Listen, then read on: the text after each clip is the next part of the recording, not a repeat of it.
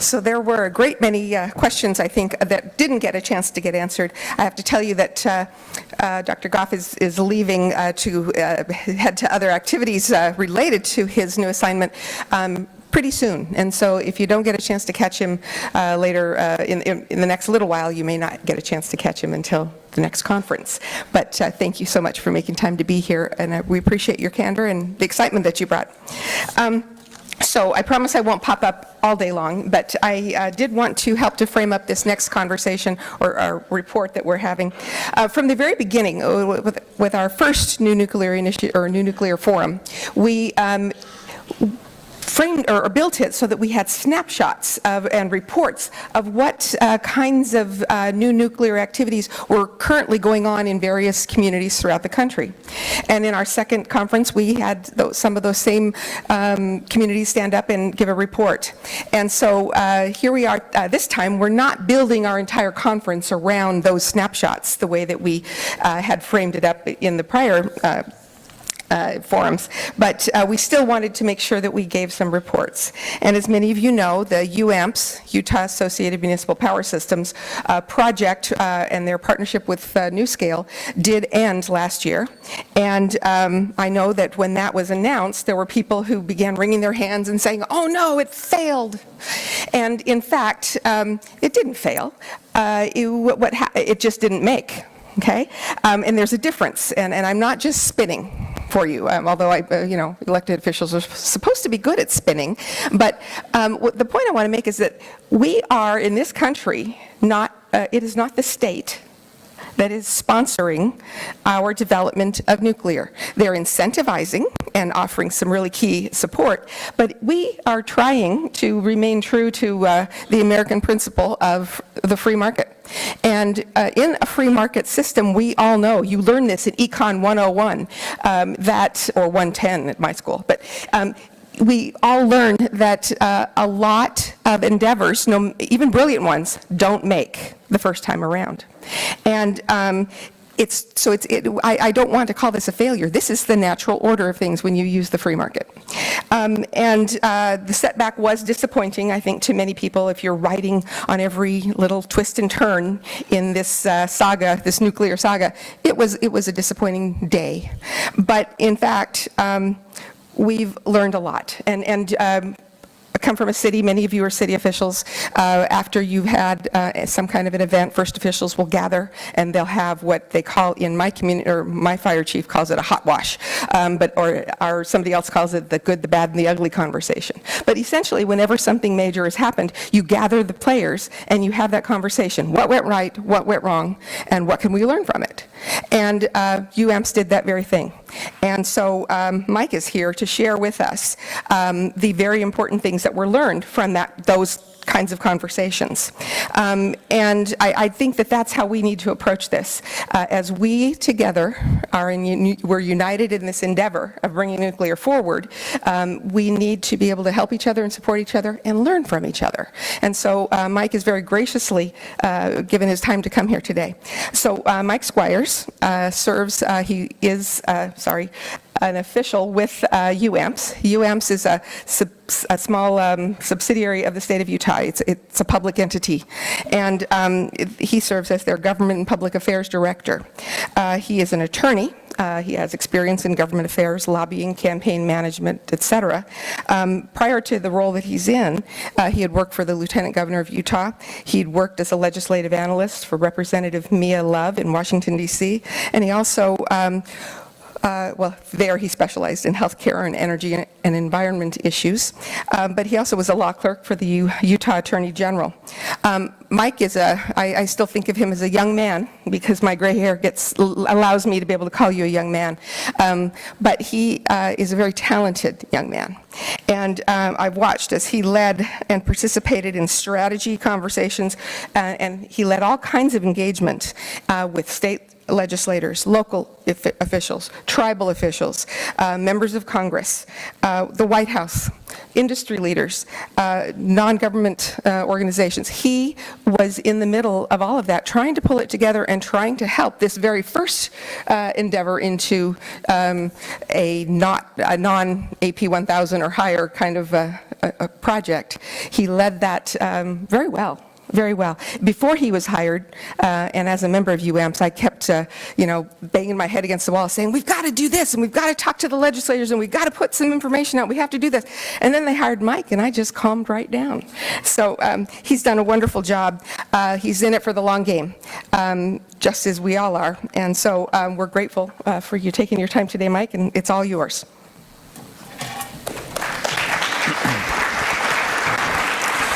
Well, it's a pleasure to be here, and I'm humbled to stand in for our General Manager and CEO, Mason Baker, who had a family conflict. But I was in Paducah, and I was just commenting to the mayor that I feel like the turnout is growing. And I want to just thank the mayor for her leadership. It's a pleasure to serve with such an energetic political leader of one of our largest member utilities, and she does a phenomenal job. I also want to just say, as it relates to the purpose for which we've all gathered, and we're focused on local decision makers and working within local governments and state governments, it's really fun to see representatives like Commissioner Hootie, John, Revere, those of my dear friends at INL. So I'm going to just jump in, and I'm going to be as brief as possible. I'm going to just bottom line the takeaway: cost overrun insurance. So I could probably sit down at this point, but I won't, and I'll just go quickly through the slide deck that we prepared. So one, we have an energy challenge. I'm here to present a bit of the utility perspective here. And to sort of unpack that energy challenge. Of course, we know that electrification is driving the need for more actual energy. And what does that actually mean for us as a utility? Well, UAMPS undertakes an IRP, or internal planning process, to determine an integrated resource planning process to determine our needs, right, across our membership, across the UAMPS footprint. On behalf of our members, we work to develop energy projects that they may or may not participate in. They have the autonomy to participate in projects or not, which is relevant to the conversation surrounding the carbon-free power project when we talk about subscription, right?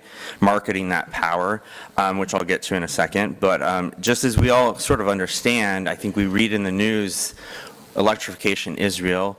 We're experiencing that as a utility. We're also experiencing that in the Intermountain West in explosive population growth. Recently, Utah was named, one of the fastest growing states, well, actually the best state in the union. Third year in a row. I'll just throw that out there. But also closely followed behind was the state of Idaho, and I know they're growing rapidly. So bottom line, we need more power, and where is that power going to be derived?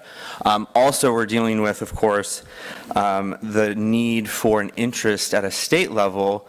It's happening more with the passage of the IRA and the infrastructure bill, but of course, in the absence of federal action for years, post-Waxman-Markey, states, especially in the Intermountain West, took aggressive action. Of course, I don't need to tell any of you from Washington with CETA now being implemented of what action states have taken, especially here in the Pacific Northwest. You all are acutely aware of that.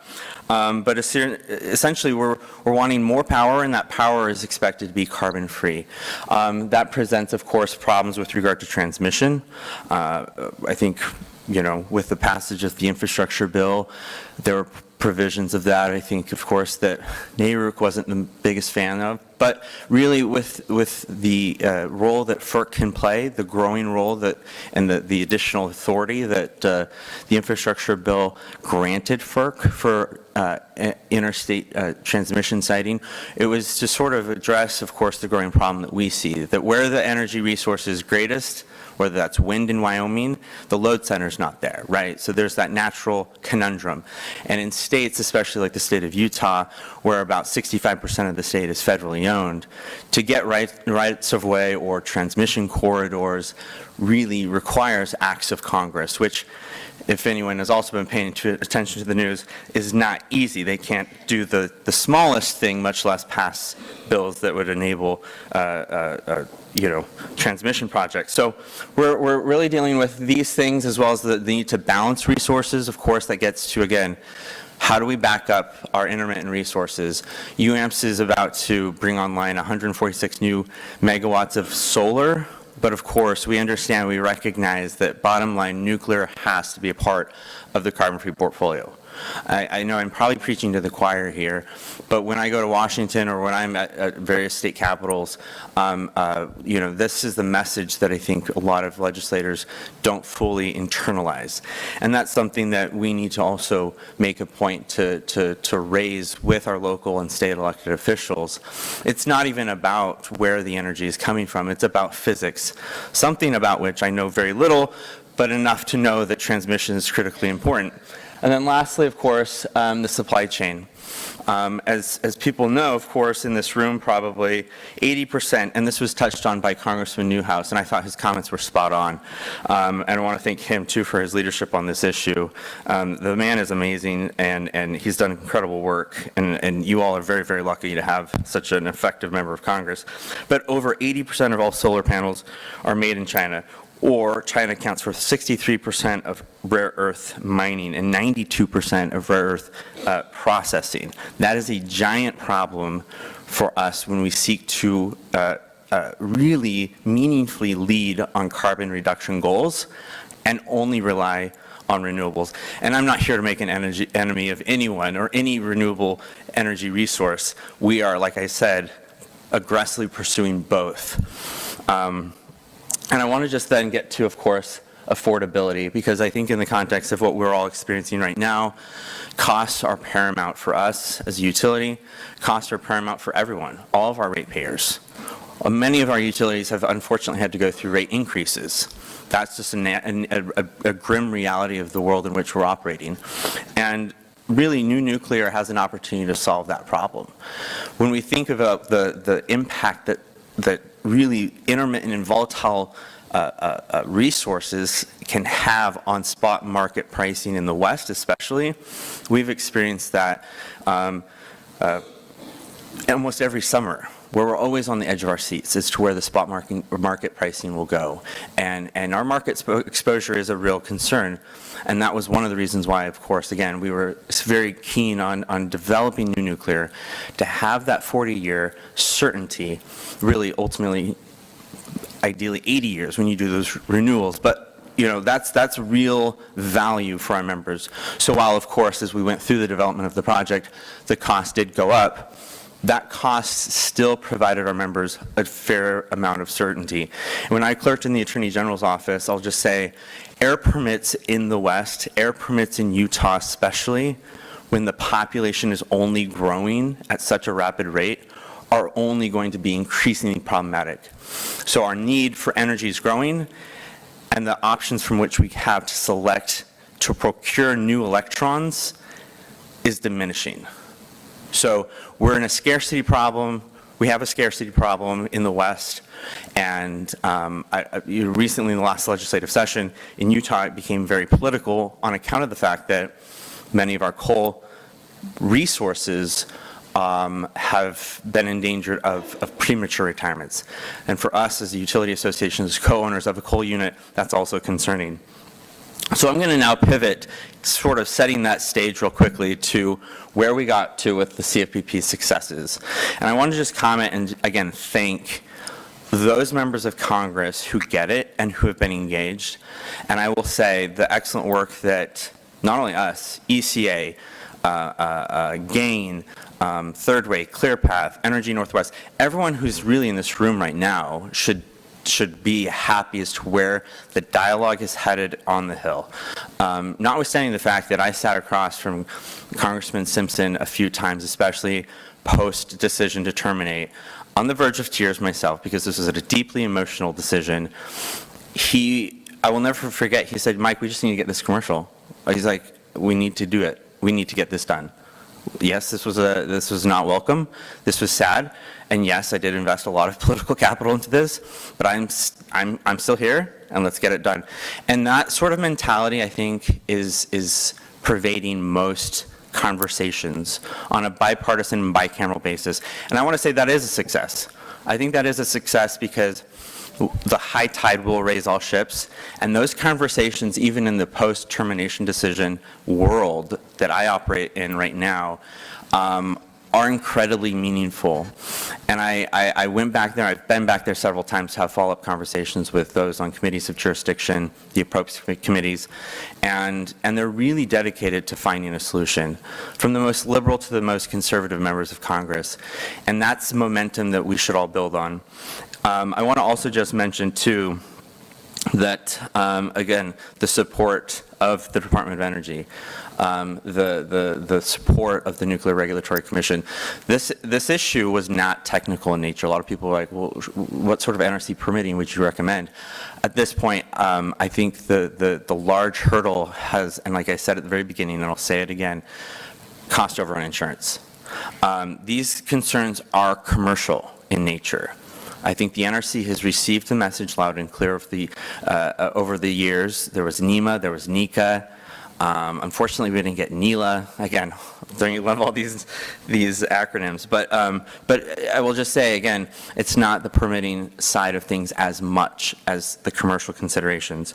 And so I'm going to just jump down, too, and I will just say, too, as far as like other successes, where we got to in the permitting, we're the furthest along in SMR development history. We were about to submit our COLA in advance of what we had projected to do. And things in the team itself was solid. So I want to just comment on that, because I think a lot of times in the hallways of Congress, we hear these conversations about, oh, NRC's got to be the culprit, or, fill in the blank. And I think what we've discovered and what we've unearthed through the process and the struggles that we all undertook in developing this project was, again, a lot of the considerations are now commercial. And so when we get to the challenges, and I think that's really the focal point of this whole conversation, and one that we spent a great deal of time on, and I know that the talented people at Energy Northwest have also had these conversations. I feel like this is where I would want to, and this is where we've left it with many in Congress, and that is that, of course, there's a first-of-kind risk. We all know that.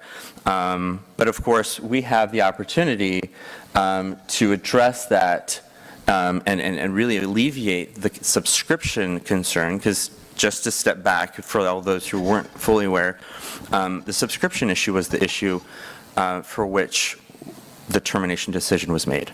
So we had about a quarter of the 720 megawatts subscribed, and that was the issue. We had numerous conversations with utilities, from the investor-owns to the public power.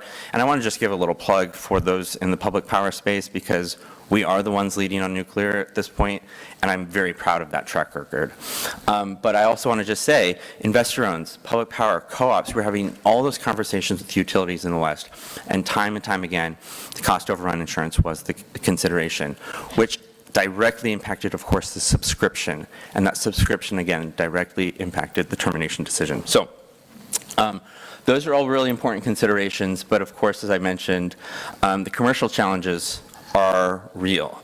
And when you have utilities who are like, Mike, we love your product, we need it, we know we need it, we are under a legal obligation to procure carbon-free power, and we want it to be dispatchable, but we can't do so unless, of course, we hit a price certain. And we need to address the development risks of actually building that first of a kind and getting to that nth of a kind. So the commercial considerations and that subscription are real. And so as I talk about cost overrun insurance, and I raise that issue, and we could have a whole nother conversation. In fact, in light of the time, and I have gone over, please stop me if you have questions you'd like to talk further about it. That is one thing that I know is probably the most salient point here to take away, is how can we as a country, when we are competing with the likes of, as Mayor Casper mentioned, those countries like China and Russia, who will essentially build these fully funded by public resources, with little concern, by the way, obviously, to the environment or human health or welfare, we are up against them. When 2/3 of the new nuclear in this country, in this world, is either Russian or Chinese, that's a problem. And so we have the opportunity to lead, and we can get American flag technologies deployed, but of course we need to do it here first. And to do so, of course, the commercial considerations are paramount. So when I say additional financial resources, that's what I'm pointing to.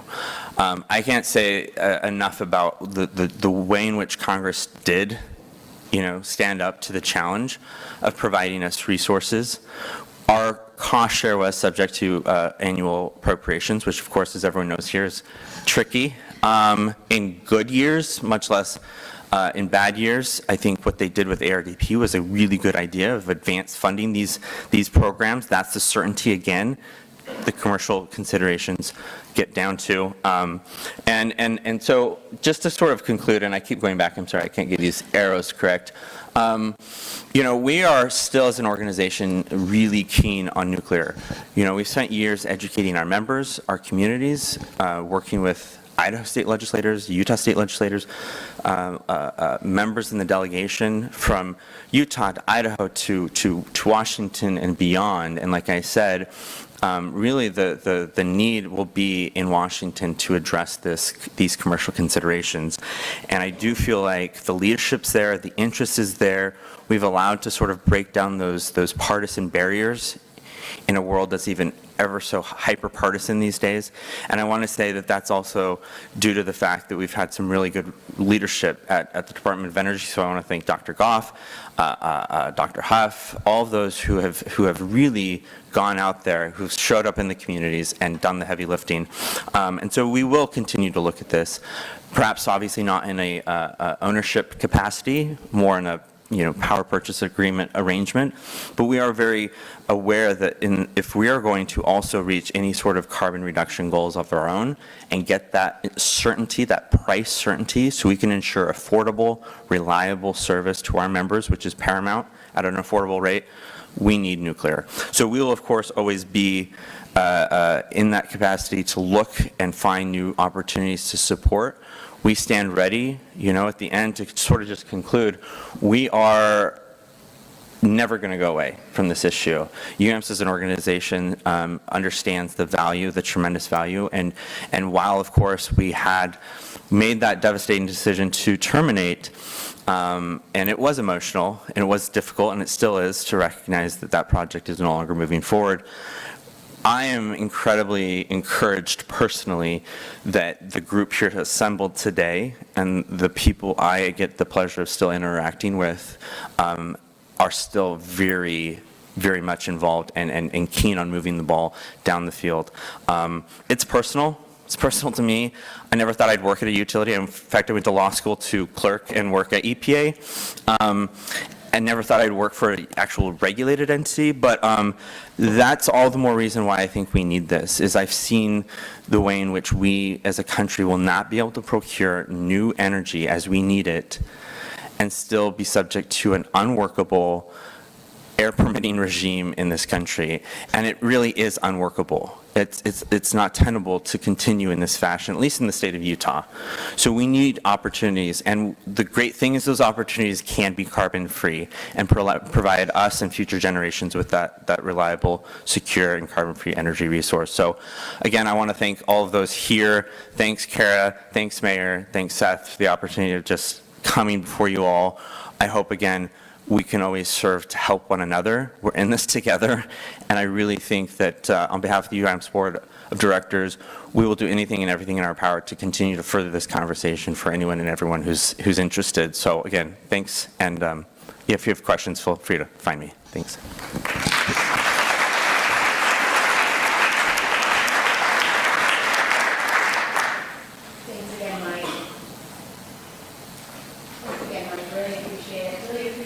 Honest conversation that you are having with us. It's so important for us to move forward with really addressing the challenges. If our next panel can sprint up here, that would be great. We're running a little bit over. And also, just to kind of account for the fact that we have a lot of speakers, we're no longer going to read bios, not to say that everything you have done to be up here isn't amazing.